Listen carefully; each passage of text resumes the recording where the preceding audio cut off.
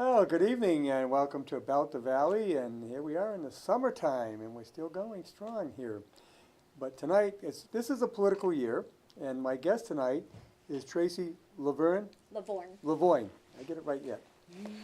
And Tracy is running in the 2nd Congressional District and used to be the 3rd, but we lost a congressperson back in the last census. Yep, 2010. Yeah. Who knows, we may lose one in the next one too. It's anticipated that we will. Yeah, and why? Because people are moving out of Massachusetts. And why are they moving out of Massachusetts? Because they don't want to pay the taxes in this state. Taxachusetts, we're back to that. You know, when Michael Dukakis was governor, his commissioner of taxes' name was Metaxas. Metaxas. But yeah, I mean, so anyway, I'll get back to our subject here. She is running for the 2nd congressional seat, which is basically Worcester County. Yeah, but it goes all the way out, Franklin, Hamden. Yeah, but then you go on the other way, yeah, and here again, it's, you hear complaints from the Democrats about Republican gerrymandering. Let me tell you, the Democrats in this state do a damn good job of gerrymandering. In 2010, when they redistricted, Massachusetts was the 13th most gerrymandered state in the United States. Yep. District 2 especially, you had the bookends of Worcester, and then out you had Northampton and Amherst. Yes. At the time, I read an article that said that any Democrat that was doing a halfway decent job, if they carried 60% of the vote just in Worcester City alone, they would win the district, hands down. Yeah, and they know that. Worcester, of course, a big bash in the Democratic voters. But they do change. Not only that, what's happened, that was back in 2010. Yes. Now it's, 8 years later. The populations in the smaller towns, the Graftons, the Northbridges, the populations have grown. Yes. And the numbers of registered Democrats across the whole state, but especially in District 2, have gone down significantly, close to 25%. The number of unenrolled independent voters is more than the number of Democrat and Republican voters combined. Right, exactly, because they're tired of the party politics. The thing is, too, Central Mass has become very red. Very. If you look at my logo, I don't know if anybody's noticed it or not, but if you go to tracyforcongress.com, you could see our logo, and we outline District 2, and it's pink. And the reason why it's colored pink, a lot of times people think it's because I'm a female, but no, it's because that's the color of our district. It's turning. When you look at the election results of 2016, it's a red stripe right through the middle of it's a pink stripe right through the middle of the state. The people that voted for change in 2016, it was 175,000 voters. About 135,000 of them voted for Donald Trump. The others voted for Jill Stein or left it blank because they're just so frustrated. But 175,000 voters voted for change in 2016. If 300,000 people came out to vote in this upcoming election, which it'll probably be less than that, I would need 153,000 of those voters to win. So the chances, we have the numbers, we have the opportunity, we just need to take it. In 2016, there were 88,000 people who left their ballot blank instead of voting for Jim McGovern. Yeah, see, the potential is there. The potential is very, very much there. I mean, I remember Charlie Baker when he ran the first time, he lost, and then he ran the second time. And I was at a fundraiser that he was at, and he was talking about how if I did the numbers, and if I get this many more votes, I win.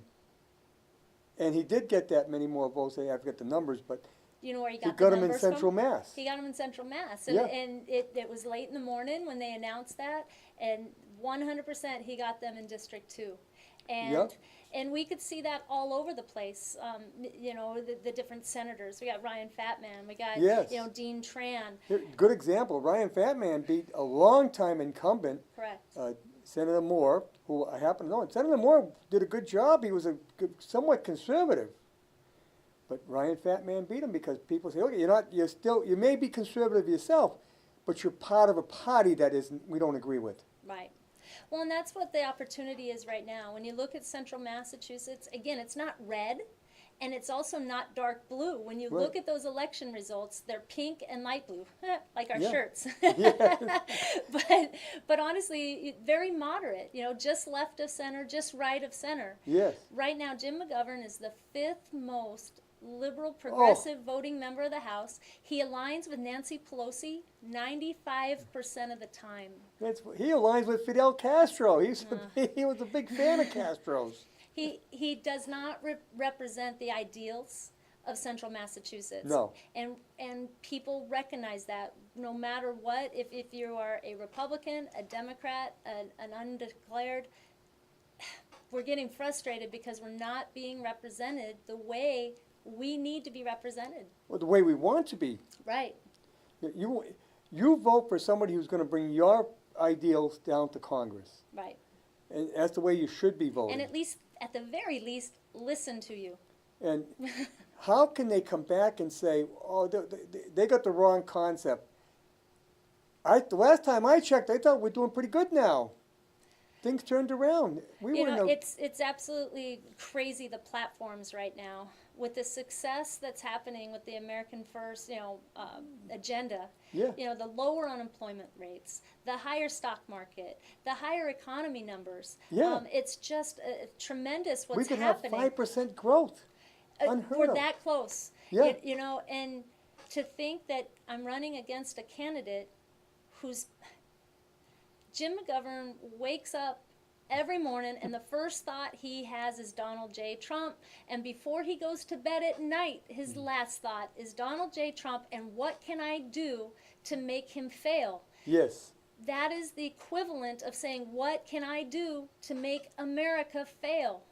That's crazy. That would be the same as if somebody had that motive going against Barack Obama. If you want your president to fail, you're asking for your country to fail. Exactly. And that cannot happen in the United States. It should not, it cannot, and we have the opportunity right now to stop it. We do, but maybe the Republicans have control of Congress, but they need more control. Because they're not getting stuff through that they need to get through. And you need a lot of people, you need Republicans as well that are going to support Donald Trump. Right. And that's the whole anti-establishment that's happening right now. During the 2016 election, the two candidates that people were deciding between were Bernie Sanders and Donald Trump. Yes. And it had nothing, and their ideologies couldn't be more opposite. Oh my God. But that was still the same person was deciding between the two, and it was because of the anti-establishment.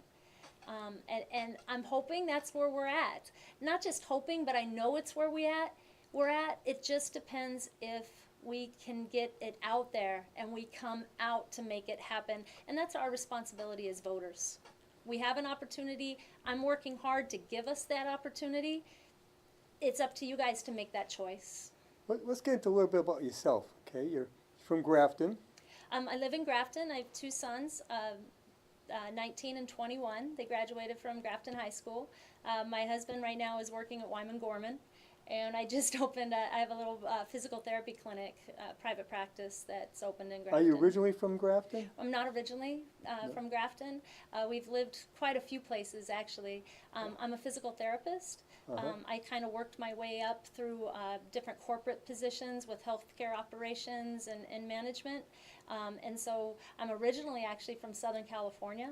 But we've moved around quite a bit. I've lived and worked, again, in corporate offices and different jobs from Southern California, North Carolina, Maryland, Massachusetts. And in those capacities, I oversaw operations, multi-state operations. Mm-hmm. Of course, your husband moved around with you. Yeah, and you know what? We have a wonderful opportunity. I'm in healthcare. My husband is in computers. And so really that type of jobs open the opportunities to really be successful throughout Both the of whole them are the country. future, really. I mean, healthcare and computers are where the jobs are today. Right, and so we've taken advantage of having different opportunities, and being able to grow. To be able to grow in any job or any position, sometimes you have to be willing to make those moves. And like I said, we've had some really good opportunities to do that.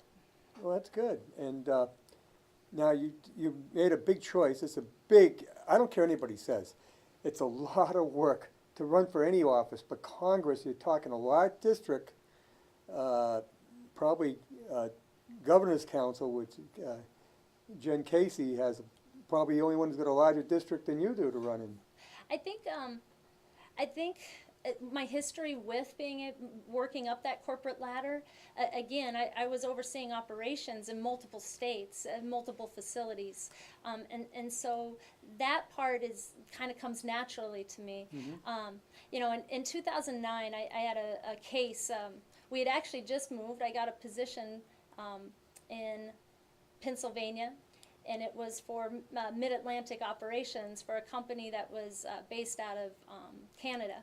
Uh-huh. And I moved over, and fairly quickly after starting the position, I noticed that they were doing some not good things. They were committing Medicare fraud and some patient abuse. I was working in a skilled nursing facility company, and when I first brought that to their attention, I was kind of like, okay, let's go fix it, guys. And that did not work out well.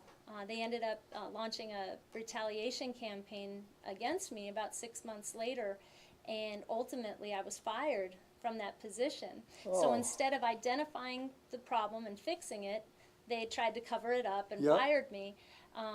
And that was a little bit kind of in a situation I am now. It was a little bit of a David and Goliath situation. This company had about 250 nursing centers across the country, big corporation out of Canada.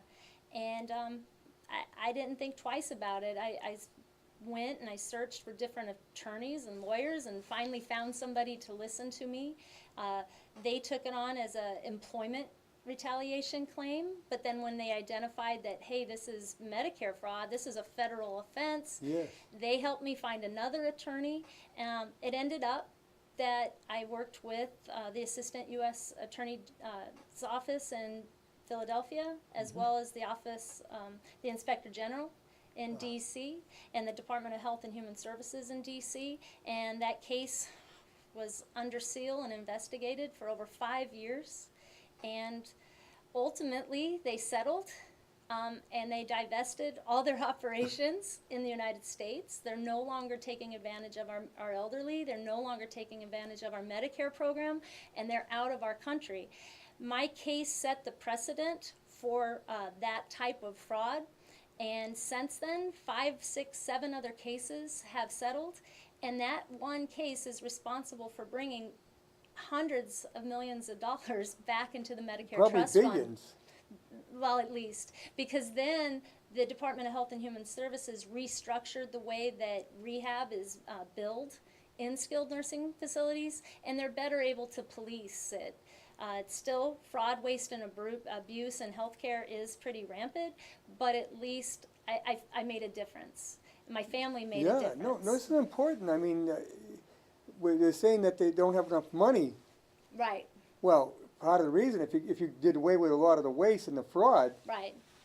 there would probably be enough money. And Exactly, and this was against our elderly population, you know that they can't fight for themselves, Yeah. so I stood up and helped fix a wrong, and that's what I bring to this fight. I think what's happening with Jim McGovern, it's wrong. What Well, it he's shows how you got an wanting our- interest in government.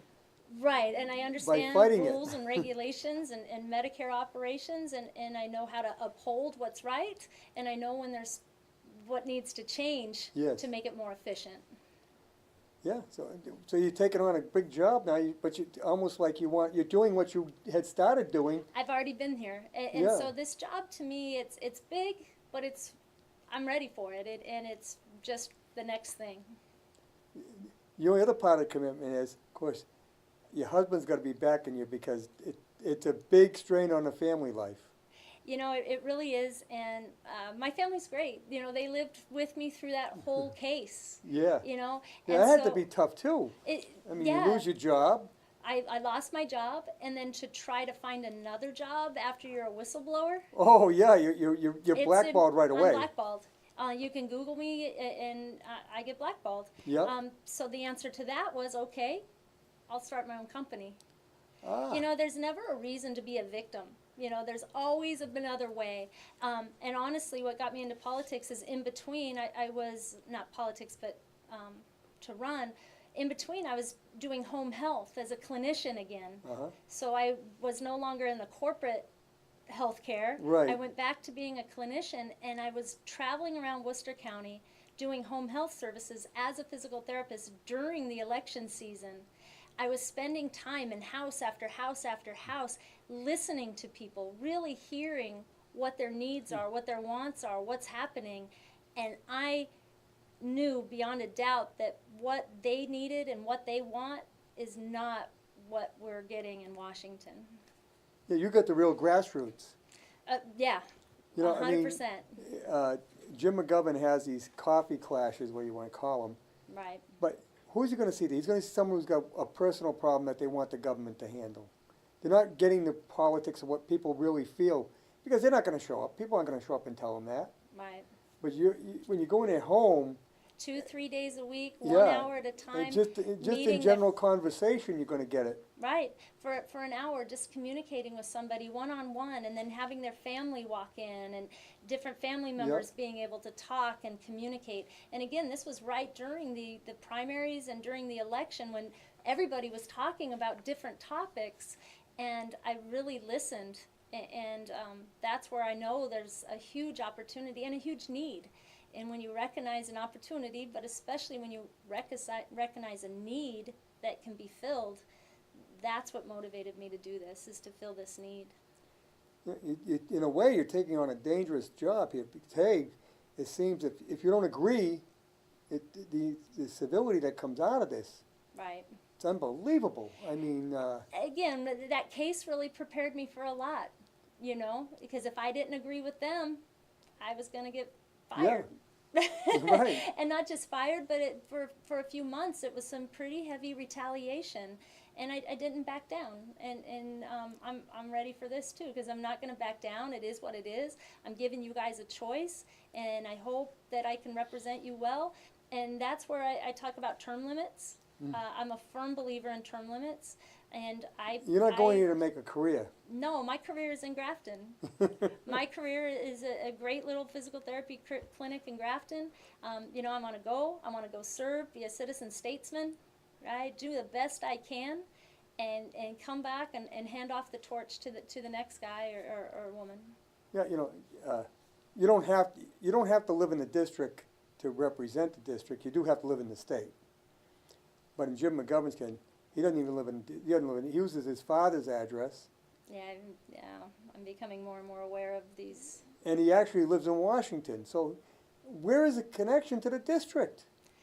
And that's what's so frustrating. You know, Jim McGovern is the 30th most wealthy member of a 435-member House. Yeah. Now, how did that come about? How does that He happen? was an aide to Joe Moakley.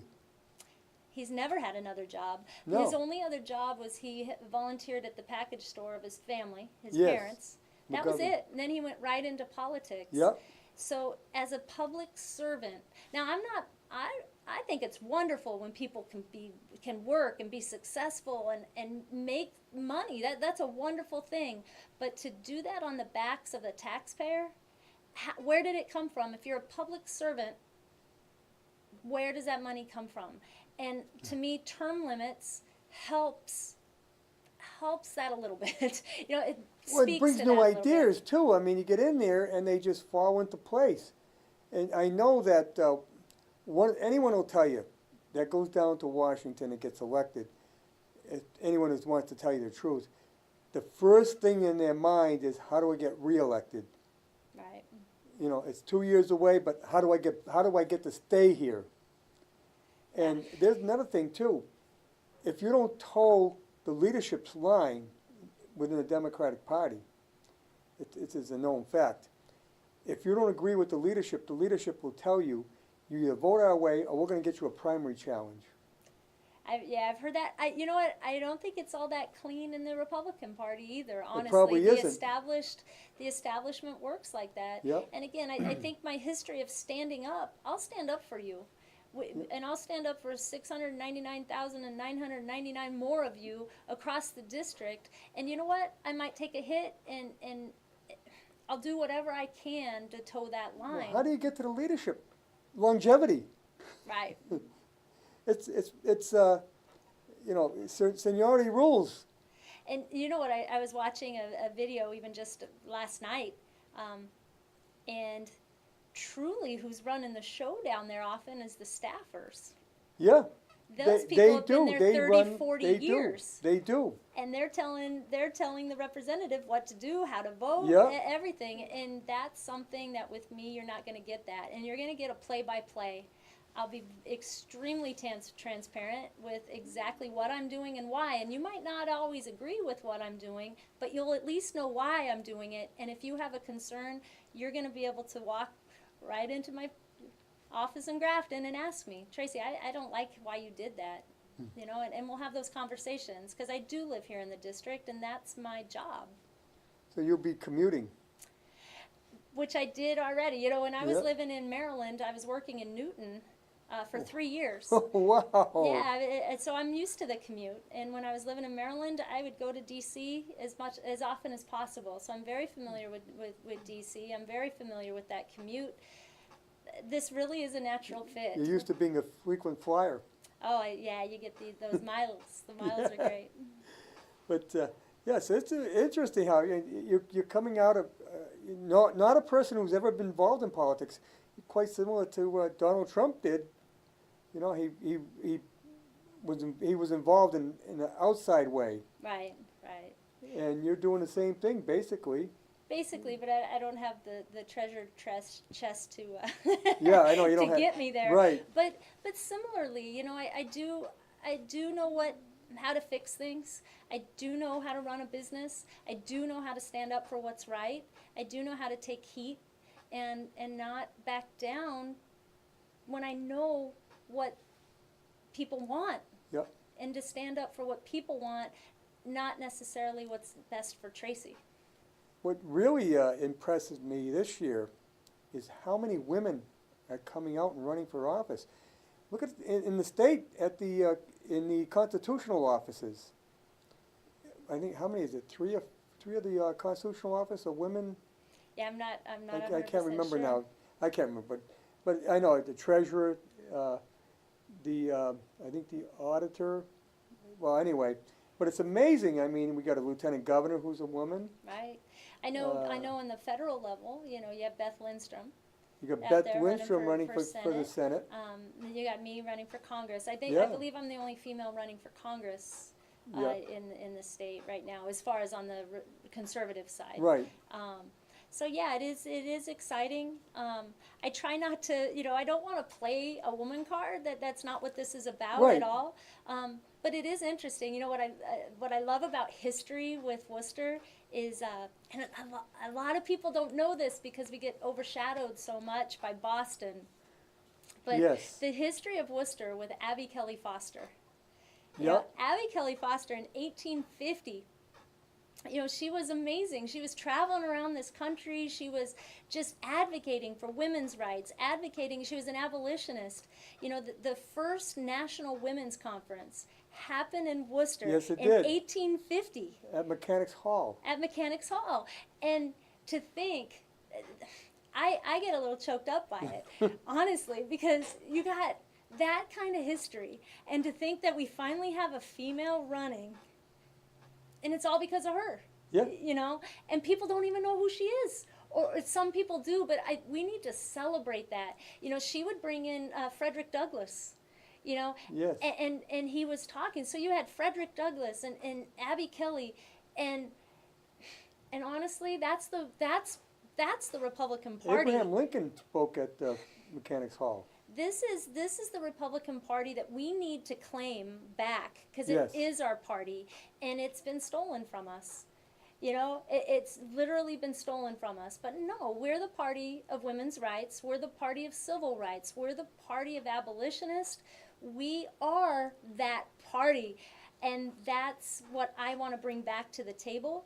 And I want people to get excited about that because it all started here and we can make it continue to be here. I think one of the problems that women have in politics is you have to have a certain, you must believe this way because you're a woman. You have to, like in the abortion issue. Well, Right. you're against women's health if you're not pro-abortion. Right. Things like that. I mean, that's ridiculous. You have your own mind. You should be able to decide which way you want to look. What I loved, again, going back to the 2016 election, the primaries, you know, over and over again, they were telling us they pigeonhole the Republican Party Yes. as the party of white males. Yeah. But when you looked at that primary and you saw those candidates up there, we had a rainbow of candidates up on that stage. Yes. We had Rubio and Cruz. Yeah. We had Carly. We Yeah. had Ben Carson. Yes. We have, that's the true Republican Party. And the way that they display us and talk about us, it makes no sense. You know, again, going through that primary, I was driving through central Massachusetts so much, all through Worcester County doing home health care. And, it was just eye-opening to how false that narrative is. Well- We are the party of diversity. These are old labels, and it's hard to die. If you know the history of Republican Party started out as an abolitionist party. Exactly. And we still are. Yeah. We want to free you from the urban plantation, Right. right? But what happened in places like Massachusetts, the people who went to the Republican Party, who adopted it as their party, were a lot of the industrialists and the rich, because they wanted to see these people free. We thought that was ridiculous, what they were doing down Right. south. And if you look at the Democratic Party, was definitely pro-slavery. Right. They always go back and say, well, but the party switched. The party switched. No, it didn't. No. The party did not switch. And we're that silent majority that we can no longer afford to be Well, silent. there We has need been to a take our switch. party back. There's been a switch in the Democratic Party. You used to have what was been called conservative Democrats. JFK. Yeah. JFK. is JFK would be a perfect Republican example. today. Well, ask what you could do for your country, right? Yeah. Not what your country can do for you. He was definitely a conservative Democrat, but yeah, you're right. Today he would definitely represent central Massachusetts extremely Yeah. well. Yeah. He would be a Republican. He didn't agree on 90% of the stuff that his brother wanted, Edward Kennedy. They didn't agree with him. I mean, he had him in the Senate because his father wanted him there. But he didn't agree with him. You know, when I talk a lot about central Massachusetts and what I have learned from traveling around so much is people will tell me that they long for the days when you had Ronald Reagan and Tip O'Neill and Yeah. they could fight, man. They fought, I have two boys. They fought like only brothers can fight. But at the end of the day, they had the family's best interest Yes. at heart. You still could trust that both of them loved the country and truly wanted our country to be successful. And again, we're working against a Jim McGovern right now who is actively fighting against our country. That Well- is not what central Well, Massachusetts Tip wants. O'Neill could sit down with Reagan and they could finally agree on something, come to a conclusion. One would give and the other would give, and they'd work it out. Right. They didn't say, well, I'm going to be against him so he don't get reelected so I can get him out of here. They didn't Right. do that. No, and it's so divisive. Now it It's is. so divisive. I've been following Jim McGovern's tweets and his post on Facebook, and I try my best just to do a point counterpoint, because everything he does, I call it mass hysteria, a play on Massachusetts, because everything coming from there is, 3 months ago we were going to have a nuclear war with North Korea. Yeah, You know, before that, the sky was falling because the tax cuts was going to make $1 trillion tax cut debt, right? And now it's oh my gosh, we have another Supreme Court justice, and he's going to repeal Roe versus Wade, and the world is going to end. I know. It's unbelievable what these people.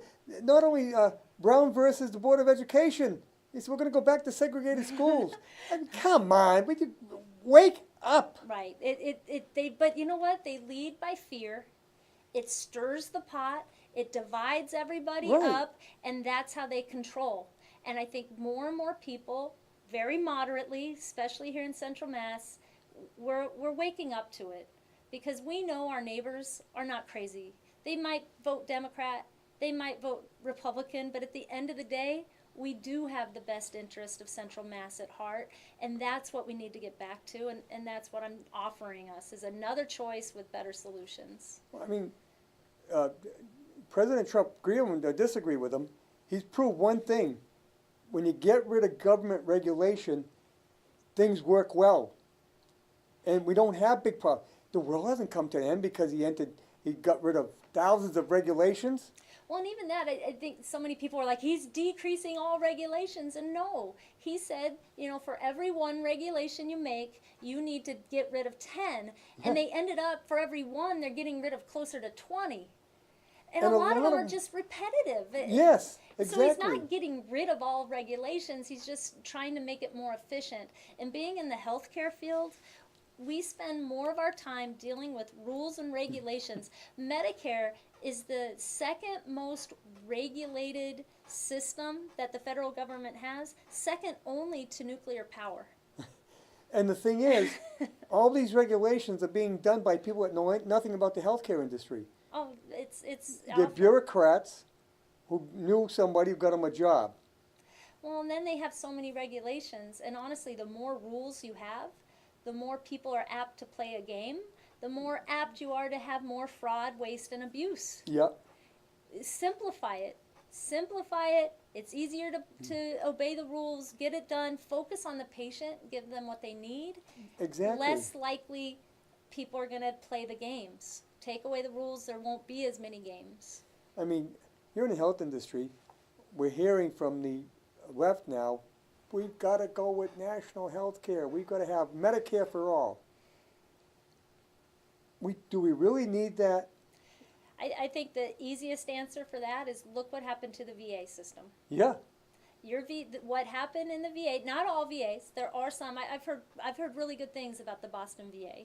You got to remember though, in Massachusetts, we're blessed. We have over 100 colleges and universities. We have small land mass. We're pretty, it's a little easier to manage a Massachusetts, say, than Right. some of these other big or larger states where so many problems did take place in the VA. However, that is a very good example of what happens with government managed health care. Yeah. Well, you take the VA, if you're in a western state or even a state, one of these larger states in the center of the country, you may not be close to a VA center. Right. To open it up, which they've done now. I know, that was a big win. So Yeah. many wins happen, you can't even keep up with them.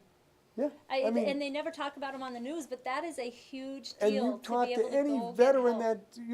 that is using that system, they said it's the greatest thing that ever happened. Well, here's a great example. McCain, John McCain, where did he go to get help? Did he go to the VA? No. No. When he was diagnosed with a big diagnosis, he did not go to the VA as a veteran. Right. That speaks volumes. So if he is allowed to make that choice, why not every other veteran out there? Well, you take people would have private health care. They prefer the ones that they can go anywhere. Right. They don't want to be tied to, okay, the company I'm with says I have to use their hospital, because they feel like they're restricted. They are restricted. Yeah, and you feel that way. You can't. Right. Maybe I get better care of what I got somewhere else, but I can't go there. Right. Well, and then you don't have the competition. Right. You need the competition to lower the prices. So much of this makes just Well, what has easy made this sense. country as great as it is competition. competition. That's that's why we have great things. That's why we invent great things, because of competition. And that's what brings pricing down too. And in fact, now we've gone back to more competition on healthcare. Prices are going down a little bit. Well, that's exactly what happened here in this state with automobile insurance. Isn't it amazing? You know and that is such an easy example. Yep. And it's the exact same scenario. Increase the competition, make the buyers be the drivers. We'll choose the better plan. Well, another good example, electricity. Oh yeah, there's a lot of options right now Yeah. to choose from. And the difference is amazing. You can go from, Amazing. 20 cents a kilowatt down to 7 or 8 cents a kilowatt. Got to shop around. Yeah, you got to work at it, but you want to save money. You can do it. Yeah. Yeah. So I mean, and that's all brought about because there's competition on it. Um, Why do we have all these solar farms going up? Because they know they can be competitive and sell their product. Exactly. That one's so many of these things we don't have to recreate the wheel. We've seen what's worked. We just got to keep working. And when it's working, why in the world would we continue to resist and fight? Yes. And that's all our current representative is doing. Resist and fight, resist and fight. He voted no to the tax cuts. Oh, I know. He voted no. He's voted no on every issue at this point. Every single positive thing that's happened in this country for the last year and a half, he has voted against. That's just awful. Yeah, ask why. Why did you vote? Well, now they want to end the tax cut. They want to take it back. Oh, they're running on a platform of increased taxes. Yeah. And they're running on a platform of, well, maybe it's better if we have a recession. Yeah. I know. That's their Can you answer. imagine that? And that's where I don't understand. To me, I think we have a very easy choice. But again, I guess it's not. But I would love to ask somebody, why would you not want to see this country succeed? Because we need to be successful and strong to be able to help others. When we're strong, successful, and healthy, we can help the whole world. But if we can't even help ourselves, But in that what light position are too, we in? we can't take the whole world into our borders. No, we definitely can't, but we can at least help them That's help another thing on their themselves. platform is open borders. Yeah, that they say behind their gated communities. Yeah, but let's be more like Europe. My feeling was up in Oregon now, in Portland. Yeah, the ice. Yeah, let's get rid of ICE and let's do. All right, I'll tell you what. We'll ship them all up to you. Oh no! Don't do that. Jim McGovern had a tweet, I think it was 2 days ago, that he's like, well, I voted against it, and we need to abolish ICE and start over from scratch. And I was like, Mr. McGovern, all ICE is doing is implementing the law Right. as it's written. Yes. He's had 22 years to try to come up with a new law or at least influence a better system of immigration, and he has not. So he's right, we need to start from scratch. Right. We need to start from scratch with a new congressman, because quite frankly, all ICE is doing is implementing laws. You can't ask them to pick and choose which laws to implement, and the laws come from our legislator. And our legislator right now is Jim McGovern, who's been in office for 22 years. And right now, things are bad, so he's pointing fingers. And that's what he does. He points fingers, he blames others. He needs to look in a mirror and say, you know what, I own this, and I messed up. Yeah. I mean, the thing is to say that, we just let them all come in. Well, what do we set them up with welfare? We got to set them. Don't tell me that doesn't happen. That does happen, because they can't survive. They don't. And we got a situation now where people. We talk about we're a country of immigrants, but those people that came back at the turn of the last century in the early 1900s and up until the 1950s, they came here. First thing they did was learn English. They got jobs. They didn't get any. They wanted to become an American. Yeah, and they didn't get any help. That's the right.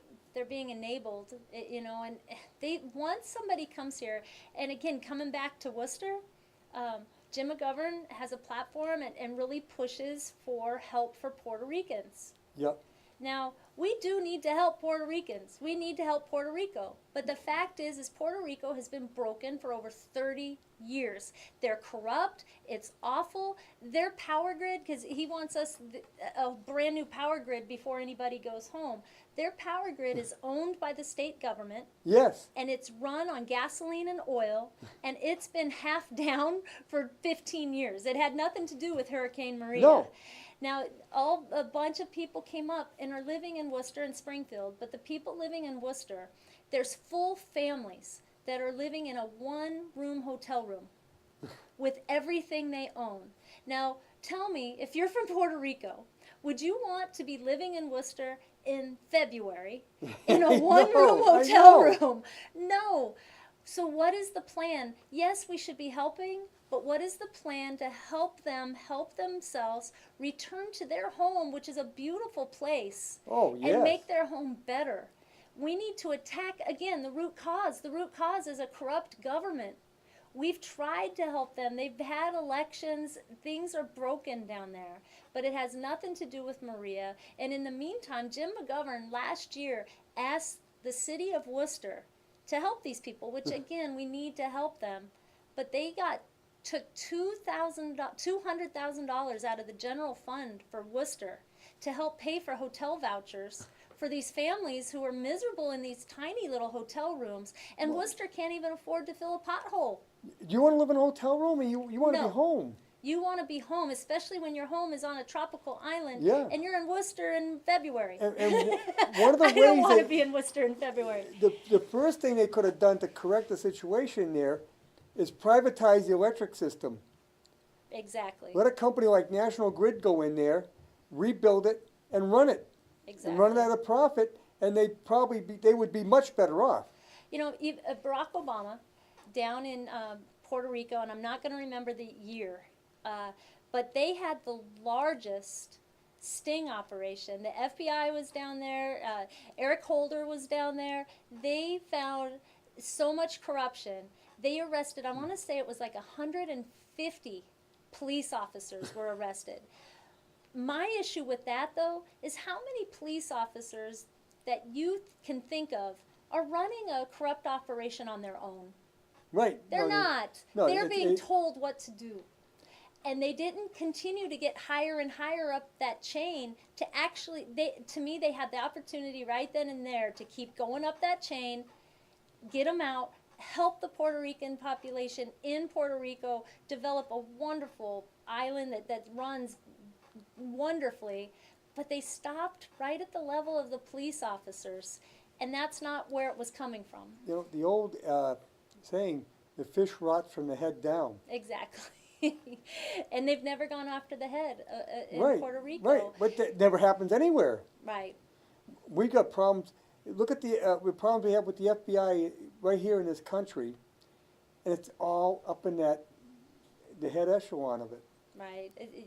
You know, I get so, I'm really trying to focus on my campaign and what's happening here in Central Mass, because honestly, you watch that news and you see what's It's happening. depressing. It's just frustrating to know that if you or I were to break a law, break a rule, we get in trouble for it. Oh, God. Is it, you know, and to just watch what's happening up at that level. I want something to happen, and it's Yep. hard for me to continue to watch it. And I'm sure a lot of the population were just, until something happens, I kind of just I want to know about it, but it's difficult to watch, you know, because like I said, you or I can't get away with any of that. No. And we wouldn't want to, because we have respect for the rule of law. You don't pick and choose. You know, Right. sanctuary cities. What is a sanctuary city other than picking and choosing which laws you're choosing to Well, here again, enforce? you're choosing to break the law, in essence. And they're thinking they're voting for that to happen. And to use this excuse that, well, if we don't have sanctuary cities, they won't cooperate with the police. You're actually hurting those residents because you're not getting the violent and the problem people out of there, you're protecting them. Right. And you know, when you're asking a police officer is a law enforcement officer, and you're asking them, telling them to pick and choose which laws to enforce. Right. That's corruption.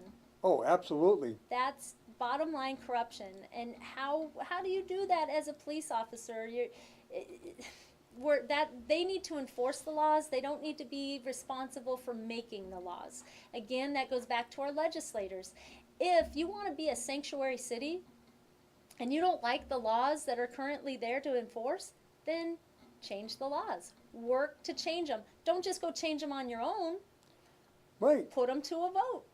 And if that's what your constituents want, if that's what we want as a state, that's a lot different than just deciding on your own to go and do this.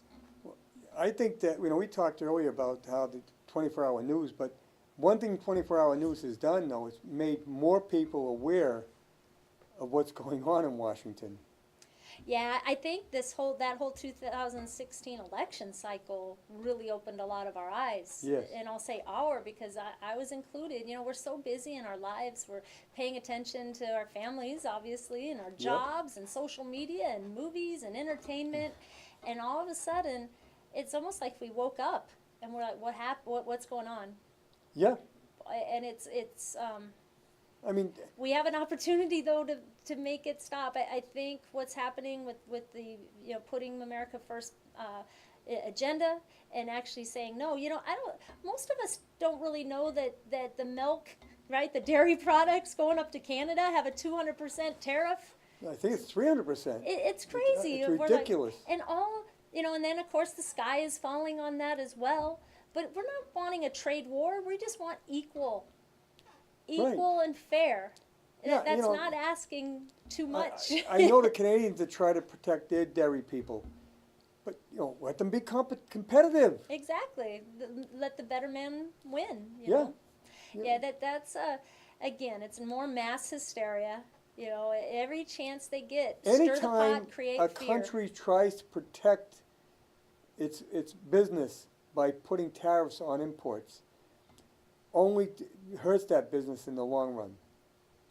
Because then they're not going to, because you're going to have a tariff war with other countries. Now, I know that the president is doing that right now, but he's doing it as a strategy. Those would come off tomorrow if they would take them off of theirs. What he's saying to you, you're going to do it, I'm going to do it. It's so funny because that's what you just said, strategy. It's thinking 3 or 4 steps ahead. Yes. And honestly, I think that's where He's a businessman. The news and all the fear and everything, they can't keep up. No. They can't keep up because he's 4 or 5 steps ahead, and they are just thinking the sky is falling. They don't understand. But you know what? It's how much more do you have to succeed if you don't have the ability to keep up with the thought process? But if you're seeing the success, at least trust it, because the only other option, again, is to have your country fail. Well, they're saying, Donald Trump wants to put all these tariffs. He said it at the G7 meeting. He said it to all the leaders there. How about we have no tariffs on anything? Not a one of them would react to that. I believe he said that where do during these the tariffs- primary debates. Who collects these tariffs? The government. And governments don't want to give up any kind of resource. They want every penny they can scrape out of you. Yeah, it's interesting to watch. Like I said, just focusing on central Massachusetts, we have, this came out in the TNG last week. We got a $1 million grant for the Worcester Airport for resurfacing. Yeah. Right?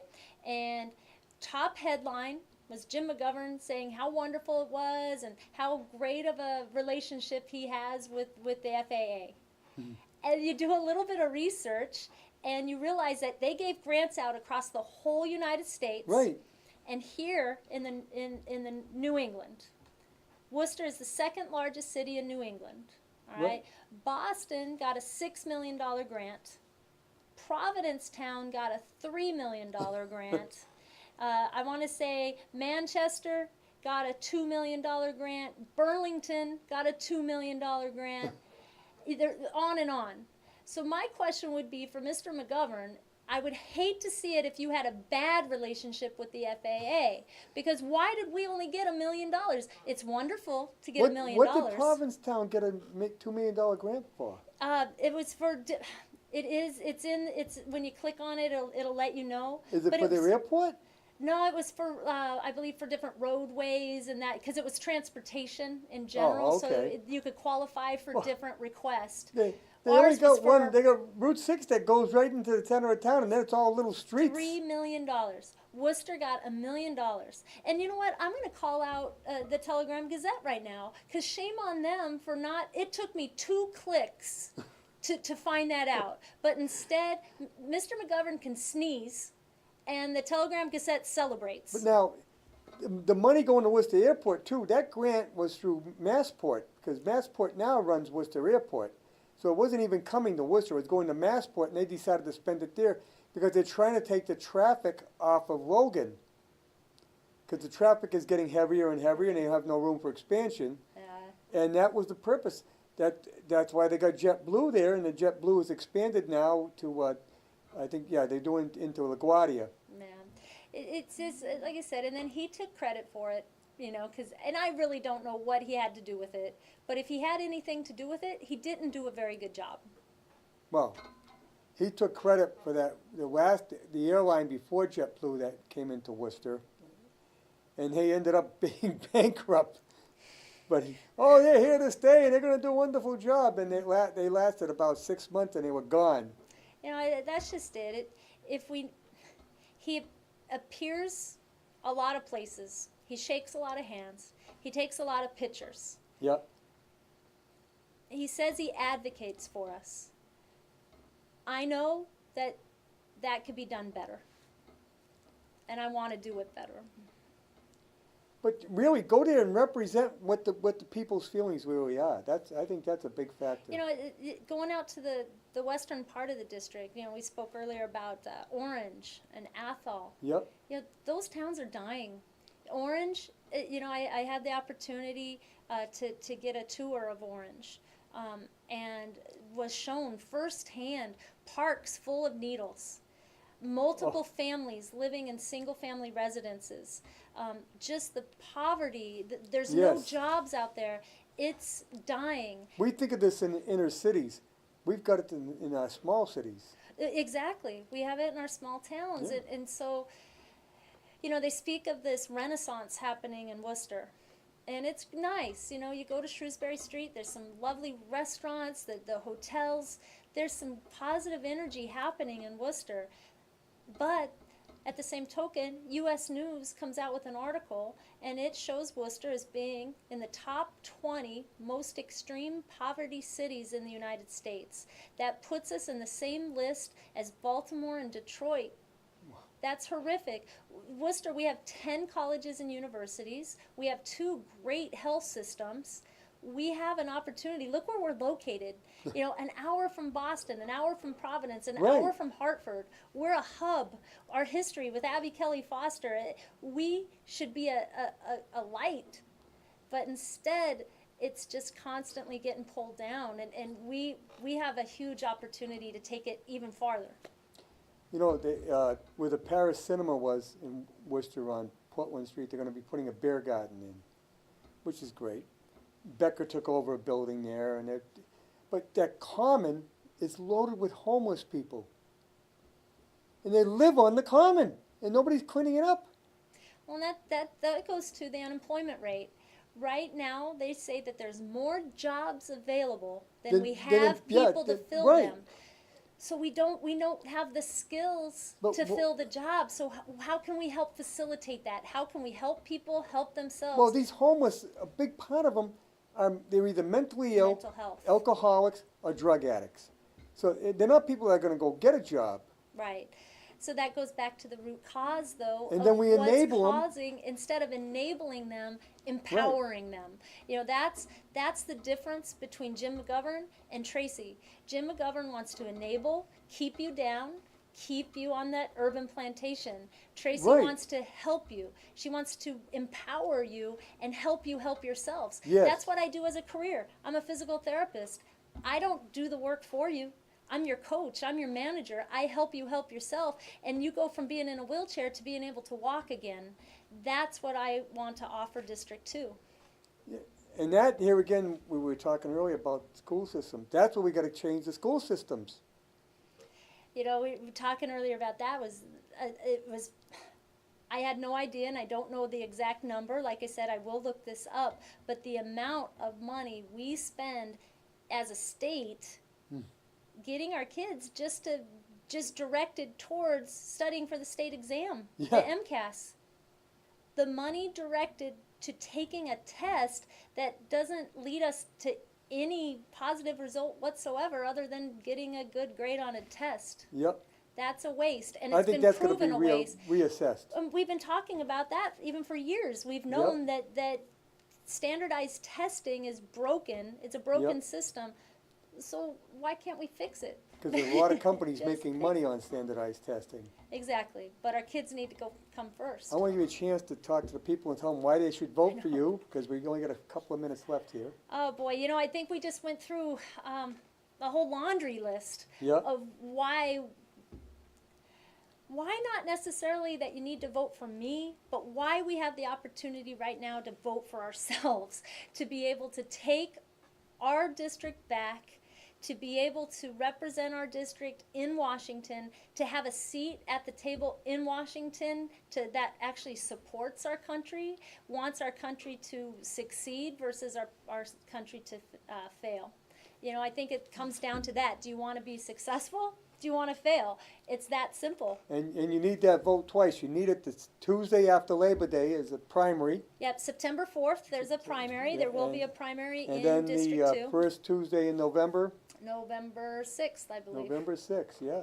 Yeah, I mean, a lot's going on right now, and it's coming up. And I don't have the resources to run a huge campaign. You know, they say it's going to take $2 million to run this campaign. And You're run it really well. doing grassroots. Right. You know, but that's all it takes. Voting is free. Talking to your neighbor is free. Yep.